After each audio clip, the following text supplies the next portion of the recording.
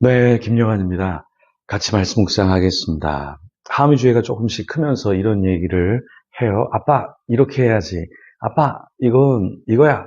이런 이야기를 좀 합니다. 뭐 강한 어조로 하는 것은 아니고요. 제가 운전할 때도, 네, 조심히 운전해라. 속도를 줄여라. 뭐 이런 이야기도 이제 하고 있습니다. 근데 제가 예전에, 음, 하미주의 초등학교 때 이렇게 운전을 하다가 명절에 고속도로를 잘못 타게 됐습니다. 근데 뒤에 앉아있던 함주가 이런 이야기를 했어요. 아빠 또 사고 쳤네. 사고 쳤어. 네. 초등학생 때 이제 어떻게 운전해야 되는지를 알면서, 제가 잘못 이렇게 고속도로를 들어갔을 때 이런 이야기를 했습니다. 틀린 말은 아니었죠. 사실 제가 잘못 타긴 했습니다. 오늘 본문에 보면 출애굽기 13장 1절에서 10절 말씀을 보면 하나님께서 계속해서 이야기하시는 게 있어요. 네, 하나님께서 훈수를 두시는 거죠. 근데 그 훈수는 진짜 이스라엘 백성과 모세가 들어야 되는 그런 내용이었죠. 그 내용을 같이 한번 살펴보겠습니다. 1절 말씀에 여호와께서 모세에게 일러 이르시되 이렇게 말씀하고 있습니다. 상당히 감사한 것은 하나님이 모세에게 말씀하신다. 이건 너무나 감사한 이야기죠. 제가 어떤 분을 이렇게 만났는데 굉장히 상당한 직책에 있는 분인데 그분이 갑자기 이야기를 하더니 저한테 목사님 상담을 좀 하고 싶습니다. 그러면서 다른 사람에게 하지 못한 이야기를 쭉 이야기를 하시더라고요. 그러면서 조언을 구하셨어요. 그래서 제가 예, 제가 생각할 때는 이런 것 같습니다. 이런 이야기를 해드렸습니다. 근데 그분이 굉장히 고마워했습니다.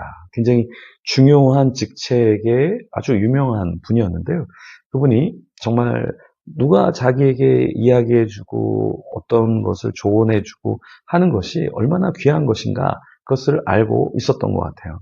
하나님이 우리에게 성경 말씀을 통해서 또 예배를 드릴 때 어떤 감동을 주실 때 그것을 받는 건 굉장히 큰 축복이죠.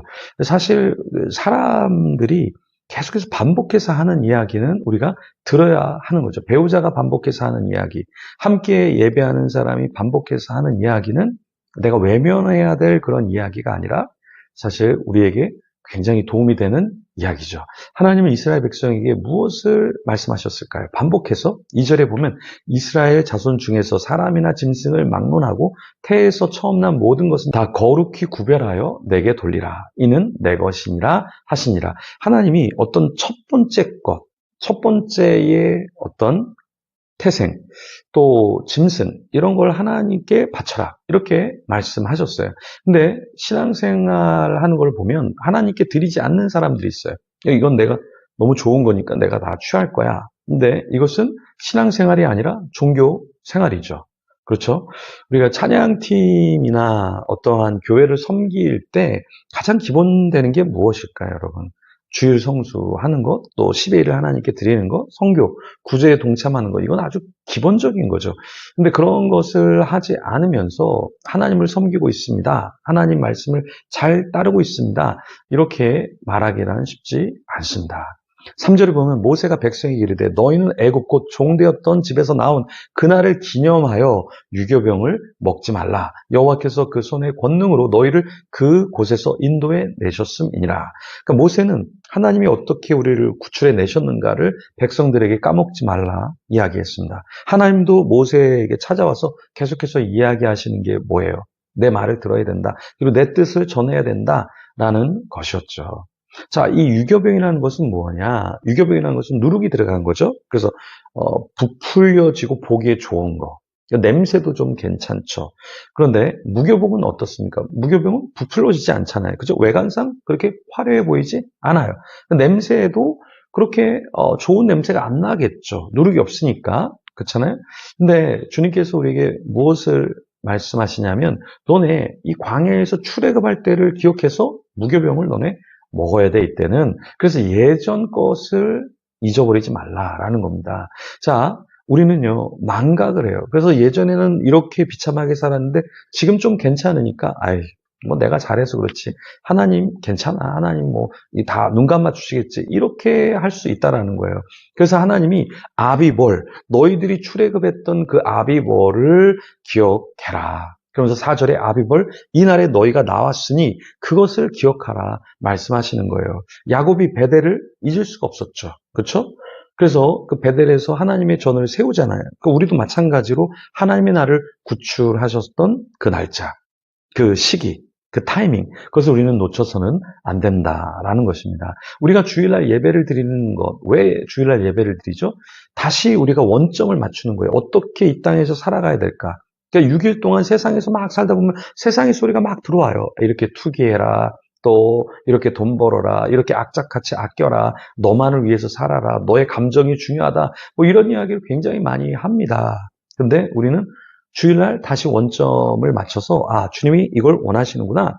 이걸 다시 우리가 망각하지 않고 기억해야 되죠. 5절에 보면 여호와께서 너를 인도하여 가나안 사람과 헷 사람과 아모리 사람과 히위 사람과 여부스 사람의 땅 곧 내게 주시려고 내 조상들에게 명령하신 바 적과 꿀이 흐르는 땅에 이르게 하시거든 너는 이 달에 이 예식을 지켜. 그러니까 너가 이것을 지금 왜 계속해서 지켜야 되냐면 거기에 약속한 땅에 들어갔어. 그러면은 적과 꿀이 흐르는 땅에 들어간 것을 어떤 은혜로 들어갔는지를 잊지 않도록 이 절기를 지켜서 하나님께 계속해서 감사하라고 말씀하신 거죠. 우리도 자꾸만 까먹어요. 내가 건강한 것, 내가 이렇게 살아갈 수 있는 것, 내가 굶지 않는 것, 이게 다 하나님의 은혜인 것을 우리는 망각한다라는 겁니다. 그래서 6월절을 지키게 하신 것처럼 우리도 주의를 지키면서 나의 수입, 나의 건강, 나의 미래, 나의 이 공동체, 이 모든 것들에 대해서 감사해야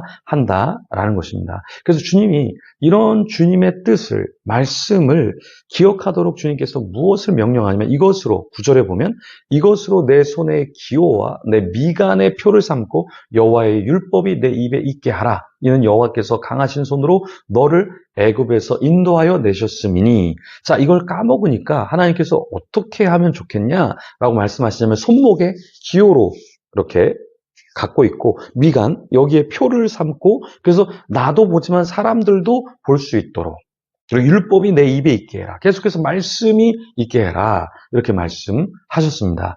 제가 여러분에게 말씀을 줄 때가 있어요. 또 성경 암송 구절을 줄 때가 있어요. 주일날도 사실은 매주 암송 구절이 나가긴 합니다. 주보를 보시면 이런 것들을 우리가 계속 읊조려야 되는 이유가 무엇인가? 그러니까 말씀의 은혜를 자꾸 까먹잖아요, 우리가.